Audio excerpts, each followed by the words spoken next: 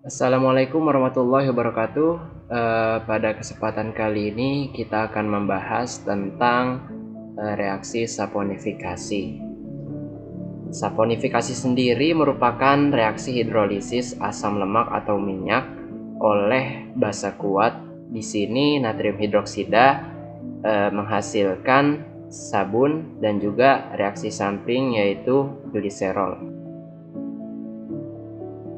Praktikum ini dimulai dengan melakukan preparasi alat dan bahan terlebih dahulu. Berikut adalah bahan yang digunakan pada praktikum kali ini. Kalsium klorida 0,1 molar, magnesium klorida 0,1 molar, besi 3 klorida jenuh, natrium klorida jenuh, natrium hidroksida 40%, minyak kelapa, aquades, indikator pH universal, dan juga ada etil alkohol atau etanol. Selanjutnya adalah proses pembuatan sabun. Proses pembuatan sabun ini diawali dengan cara mengambil natrium hidroksida sebanyak 5 ml menggunakan pipet volumetrik yang kemudian dituangkan ke dalam cawan penguapan. Natrium hidroksida ini berfungsi sebagai penghidrolisis daripada lemak.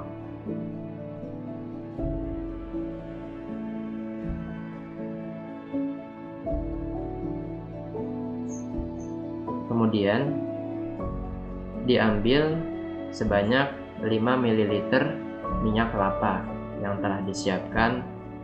Minyak kelapa di sini akan menjadi zat yang dihidrolisis. Kemudian dituangkan juga ke dalam cawan penguapan. Berikutnya diambil sebesar 5 ml etanol atau etil alkohol. Etanol digunakan sebagai pelarut minyak karena minyak yang memiliki sifat nonpolar. Hal ini berdasarkan prinsip ekstraksi cair-cair yaitu like dissolve like. Jadi senyawa nonpolar akan larut hanya dengan senyawa nonpolar juga.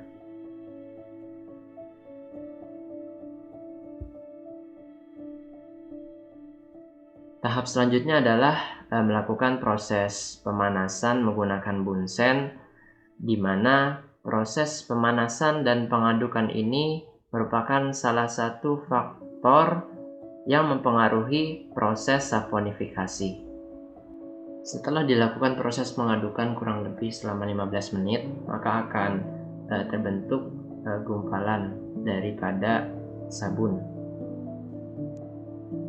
Kemudian ditambahkan aquades sebanyak 10 tetes. Hal ini bertujuan untuk membilas sabun yang baru terbentuk.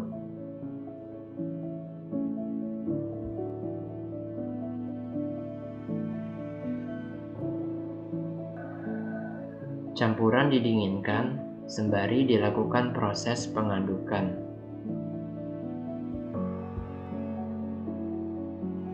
Setelah dingin, ditambahkan larutan natrium klorida jenuh sebanyak 20 ml.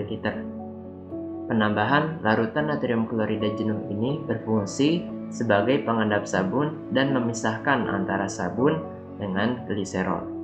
Campuran kemudian disaring menggunakan kertas saring untuk memisahkan antara sabun dengan gliserol.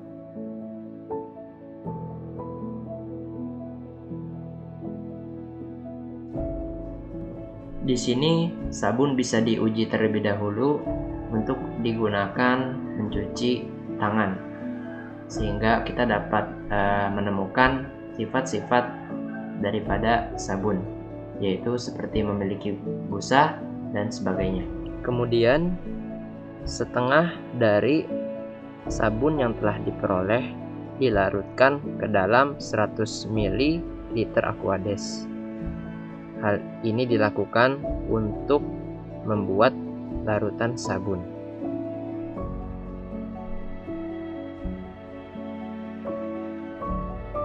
Kemudian sebanyak 10 ml larutan sabun ditambahkan dengan 2 ml kalsium klorida.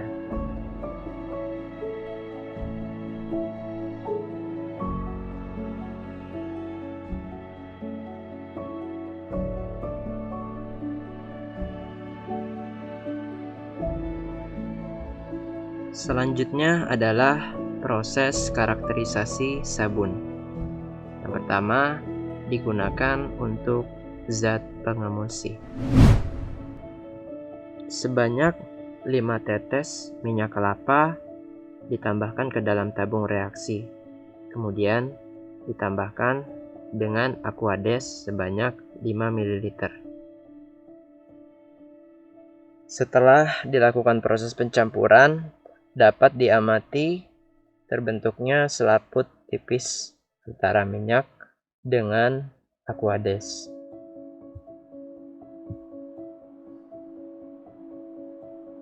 Selanjutnya dilakukan hal yang sama dengan mencampurkan Aquades dan minyak, namun ditambahkan dengan larutan sabun. Setelah dilakukan proses pencampuran dan pengocokan, maka dapat dilihat atau diamati bahwasanya minyak larut dalam Aquades dan menjadi satu, berwarna putih. Berikutnya adalah karakterisasi sabun untuk air sadah. Ke dalam tabung reaksi ditambahkan masing-masing sebanyak 5 ml larutan sabun. Kemudian diberikan perlakuan pada setiap larutan, yaitu dengan ditambahkan 2 tetes kalsium klorida, 2 tetes besi 3 klorida, 2 tetes magnesium klorida, dan yang terakhir 2 tetes air keran.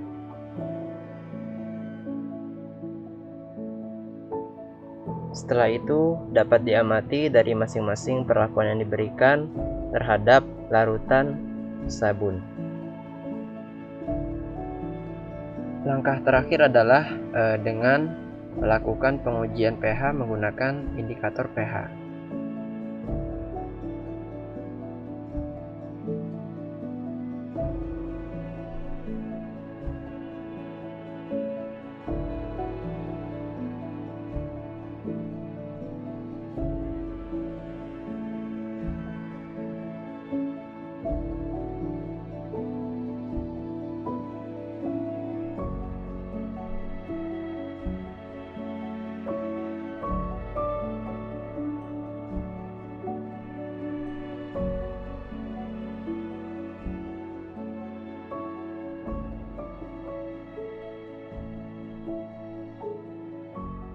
Cukup sekian untuk praktikum saponifikasi. Terima kasih.